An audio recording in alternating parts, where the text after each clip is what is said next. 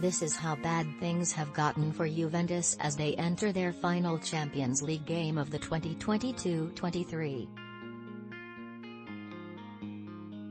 All Juventus has to do to finish third and head into the Europa League come the new year is to simply avert any sort of disaster against Paris Saint-Germain on Wednesday night. Juve, which enters the final group stage game incredibly short-handed as the worst injury crisis of the season rolls on, can lose by a few goals and things will more than likely just be fine. That is thanks to PSG's dismantling of Maccabi Haifa last week, allowing Juventus to have the upper hand on goal differential against the other two teams in the group, even though Juve's -3 goal differential ain't great to begin with.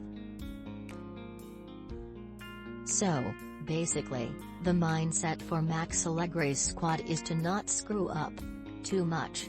It's a sad state of affairs when that is a main objective for a Champions League matchup between two very big names of European football. Of course, one of those teams is a very big name and has proven it through the group stage thus far, while the other one, and you can probably guess who's who in this case, has floundered at just about every turn this season when the games are at their most meaningful. That all adds up to this: Juventus hosting PSG on Wednesday night with one team trying to finish atop of Group H and the other team just trying to avert disaster, again, and secure a spot in the Europa League. When the groups were drawn a few months ago, it was originally thought that PSG visiting Turin on the final day of the group stage would be for a chance to, at the bare minimum, lock up a spot in the Champions League knockout rounds. Even entertaining a thought that Juventus would have one win in 5 group stage games entering this matchup against PSG was probably few and far between. Maybe not a spot in the round of 16 locked up by this point, but basically the complete opposite? Yeah, not great.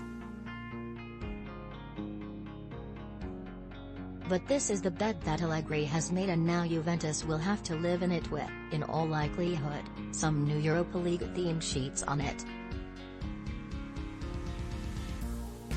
Paris Saint-Germain followed up its 7-2 dismantling of Maccabi Haifa with another wild one, although a little more competitive, in its 4-3 win over over the weekend.